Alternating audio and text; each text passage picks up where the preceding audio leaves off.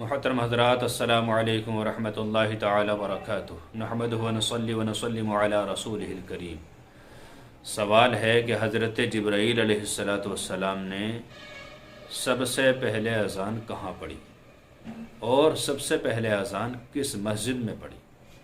دیکھیں حضرات، سوال بہت تعجب خیز ہے۔ حضرت جبرائیل علیہ السلام نے سب سے پہلے اذان ہندوستان میں پڑھی۔ سبحان اللہ۔ سرندیپ کی پہاڑی پر جب حضرت آدم علیہ السلام کو اتارا گیا تو یہ دنیا میں پوری میں اندھیرا ہی اندھیرا تھا۔ حضرت آدم علیہ السلام کے ڈر کو دور کرنے کے لیے حضرت جبرائیل علیہ السلام نے اذان پڑھی۔ اذان کو سن کر آپ کا خوف، اندھیرے کو دیکھ کر جو ڈر لگ رہا تھا وہ کچھ کم ہو گیا۔ اور دوسری مرتبہ ہمارے نبی صلی اللہ تعالی علیہ وسلم جب معراج کو چلے، مسجد اقصی میں پہنچے، 1,24,000 کم و بیش انبیاء کرام وہاں جلوہ افروز تھے، صفحہ بدی ہوئی تھی۔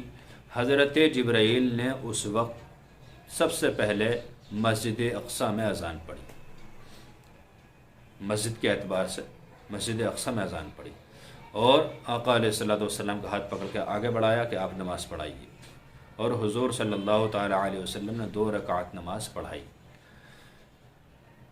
اس سے یہ اندازہ لگا کہ ہمارے نبی صلی اللہ تعالی علیہ وسلم کا مرتبہ 1,24,000 کو میں بیش انبیاء کرام آئے ان میں سب سے بلند و بالا ہے، اس لیے کہ مقتدی امام سے اعلیٰ نہیں ہوتے، امام ہی سب سے اعلیٰ ہوا کرتا ہے۔